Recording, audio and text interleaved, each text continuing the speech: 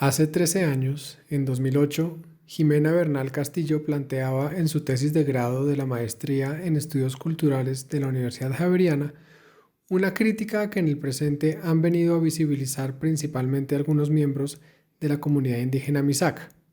El hecho de que las estatuas que acompañan las ciudades de Colombia, las cuales ensalzan en buena parte a hombres conquistadores, son vestigios de un pasado de violencia y opresión. Habiendo leído esta tesis, yo personalmente concuerdo con dicha crítica, y siendo así, planteo que en lugar de los monumentos de colonizadores, se alce una nueva serie que hable de la herencia triétnica nacional, y a esta se aúne la presencia de la mujer, todo en aras de impulsar un imaginario social de tolerancia y comunalidad pacífica. Esta propuesta que hago hace parte de mi propio proceso creativo, como humildemente muestro aquí, y me gustaría llevar estas ideas a las mesas de diálogo que abrirá próximamente el Distrito de Bogotá en torno al tema. Mesas que se han abierto, pues el mismo distrito recientemente bajó voluntariamente las estatuas de Cristóbal Colón e Isabel la Católica ubicadas en la Avenida 26 y llamó a la ciudadanía al diálogo. Si bien el mestizaje ha sido estudiado y enaltecido por antropólogos y folclorólogos como Peter Wade, Guillermo Abadía Morales y Manuel Zapata Olivella, esta noción del mestizaje no es exclusiva de los estudios antropológicos, sino que ya desde comienzos del periodo republicano había sido pensada como una ideología nacional en toda Latinoamérica. Al respecto, con el transcurso del tiempo, pudieron verse sus virtudes de inclusión, pero también sus problemas.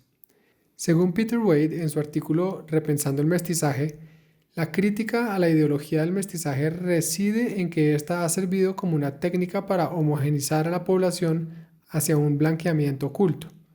Sin embargo, Wade explica que el mestizaje debe ser visto como algo más amplio que un mero proceso de blanqueamiento y agrega que en su complejidad este debe entenderse como un mosaico, más que como una simple fusión homogenizante.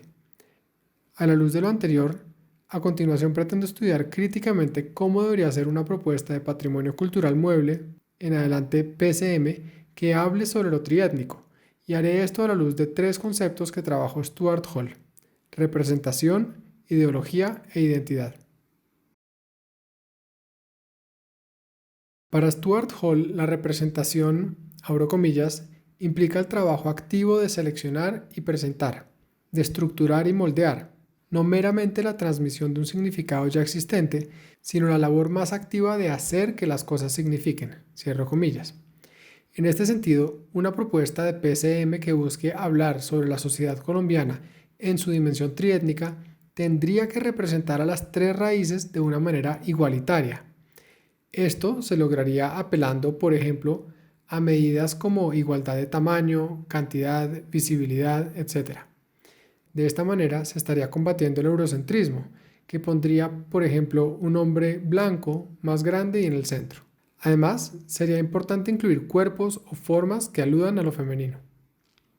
Para profundizar un poco más esta pregunta por la forma, considero que debería entrar a pensarse lo que serían los objetos utilizados para representar.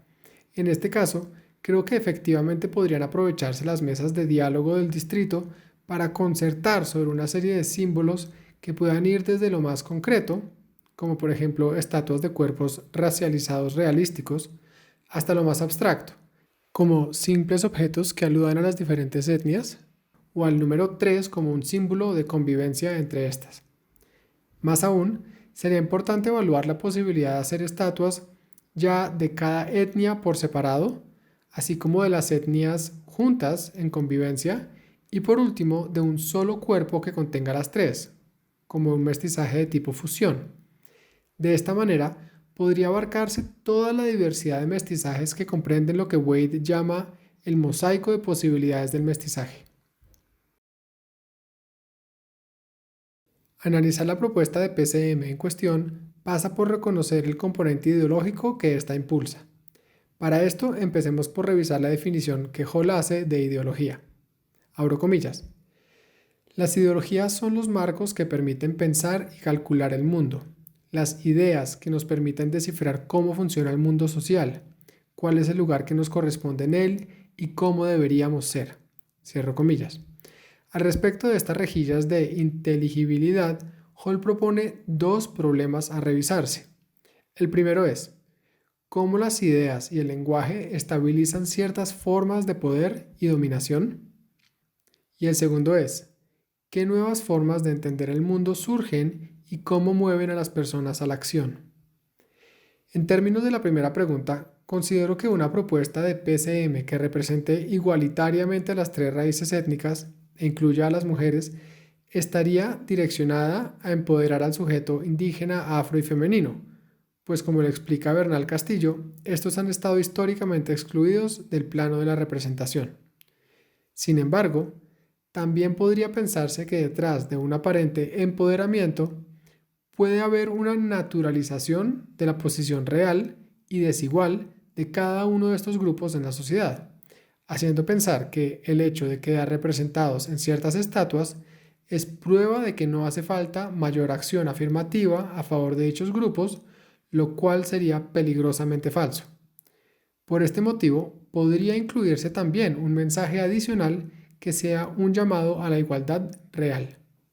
Por la otra parte, respondiendo a la segunda pregunta, encuentro pertinente recoger la idea de Eduardo Restrepo, presentada en su libro manuscrito sobre Hall, en el que expresa que la ideología genera deseos. Siendo este el caso, puede pensarse que enaltecer y dignificar a ciertos grupos sociales por medio de su representación en el espacio público puede llevar a que sean más deseados y por ende más aceptados por la sociedad general. Para Hall, la identidad debe entenderse más como una identificación o una afiliación a una posición.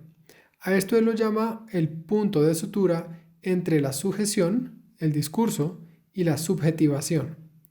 En este sentido, si la diferencia étnica es ineludible en la sociedad colombiana y también existen entre la población una serie de discursos en torno a dichas diferencias, bien puede considerarse que buscar enaltecer esas diferentes etnias puede generar una serie de discursos más positivos, dentro de los cuales el sujeto luego entrará a generar su proceso de subjetivación. Además, a esto sumaría la noción presentada por Hall de la importancia del otro como un afuera constituyente de la identidad. En este caso, considero que operaría la misma lógica del argumento anterior. Frente a un otro abyecto y menospreciado, ¿por qué no un otro positivo en su diferencia? Frente a discursos generalizados de hostilidad entre grupos, sería evidentemente mejor uno de aprecio y tolerancia mutua. En un segundo lugar, Hall explica que existen dos clases de identidad, una que vive atada a un pasado esencial y otra que contempla todo el proceso de cambio que el devenir histórico le ha producido a este, entre comillas, grupo.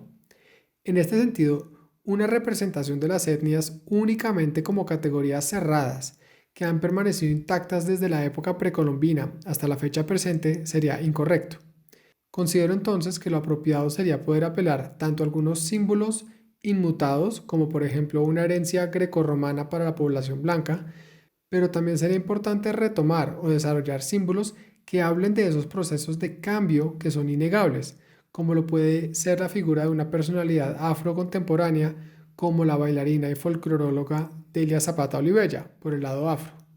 Símbolos que, por lo demás, no deberían depender únicamente de la idea de cambio a través del mestizaje, pues existen muchas otras causas históricas que han influido sobre la historia de los diferentes grupos de manera diferenciada.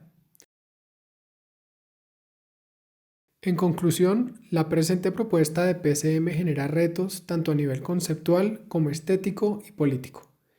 El principal riesgo que encuentro es que sirva como una excusa para posiciones políticas reaccionarias, pacificando un entorno que no debe dejar de ser uno de lucha por la igualdad real. Esta búsqueda debe entonces anteponerse a cualquier idea de patrimonio, así haga inviables las propuestas que presenté anteriormente. Por la otra parte, la cuestión multicultural es algo que debe manejarse necesariamente en Colombia por la realidad social del país. En este sentido, si bien es pernicoso el tema, considero que debe abordarse el mismo por medio de adecuadamente estudiadas y concertadas políticas culturales, en vez de dejar las cosas a la deriva. Y, si la opción es dejar las cosas como están, que sea una decisión consciente.